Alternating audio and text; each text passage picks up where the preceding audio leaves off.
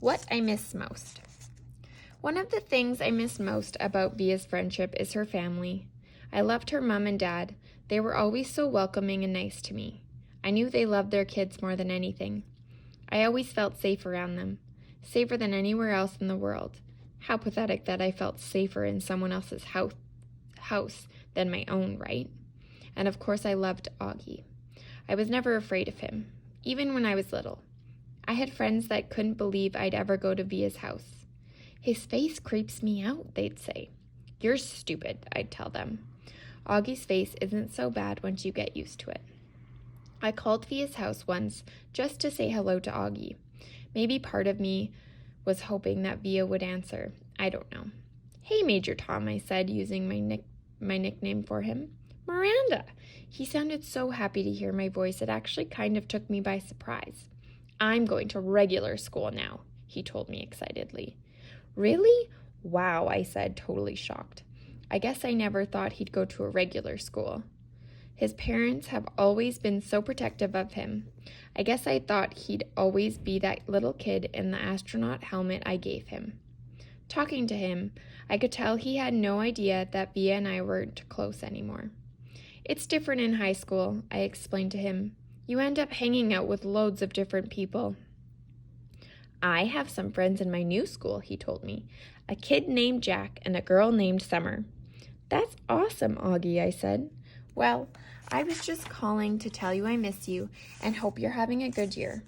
Feel free to call me whenever you want, okay, Augie? You know I love you always. I love you too, Miranda. Say hi to Via for me and tell her I miss her. I will. Bye. Bye. Extraordinary, but no one there to see. Neither my mother nor my father could come see the play on opening night.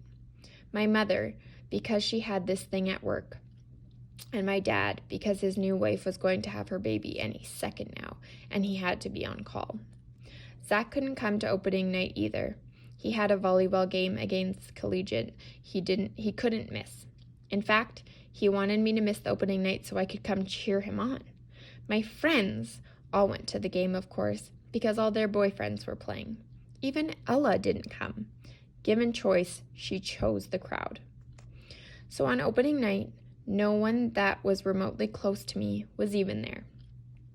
And the thing is, I realized my third or fourth rehearsal that I was good at this acting thing. I felt the part. I understood the words I spoke. I could read the lines as if they were coming to my brain and my heart.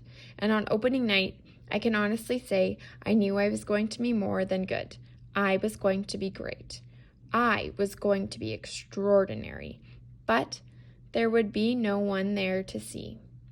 We were all backstage, nervously running through our lines in our heads. I peeked through the curtain at the people taking their seats in the auditorium.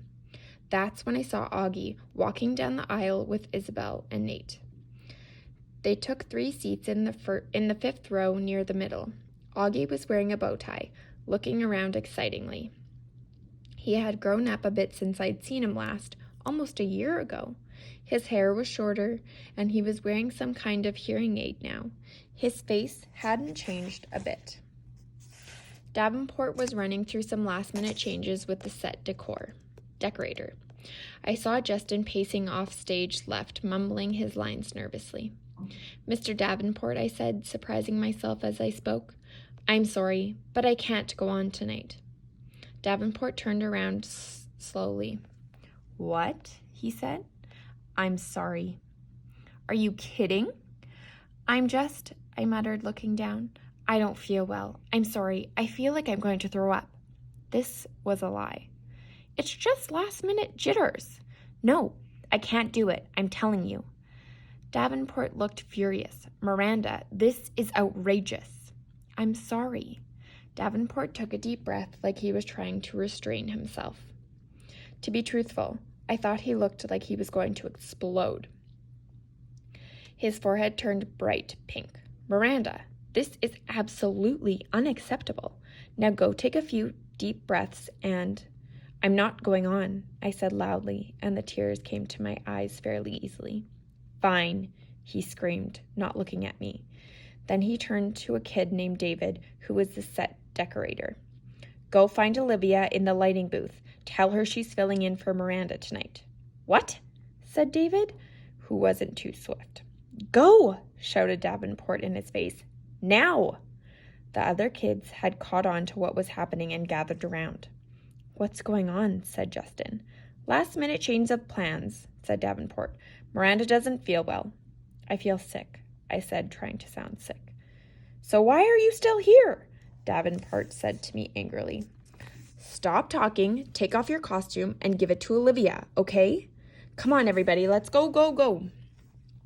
I ran backstage to the dressing room as quickly as I could, and I started peeling off my costume. 2 seconds later, there was a knock, and Via half opened the door. What's going on? She said. Hurry up, put it on, I answered, handing her the dress. You're sick? Yeah, hurry up. Via, looking stunned, took off her t-shirt and jeans and pulled the long dress over her head. I pulled it down for her and then zipped it back up.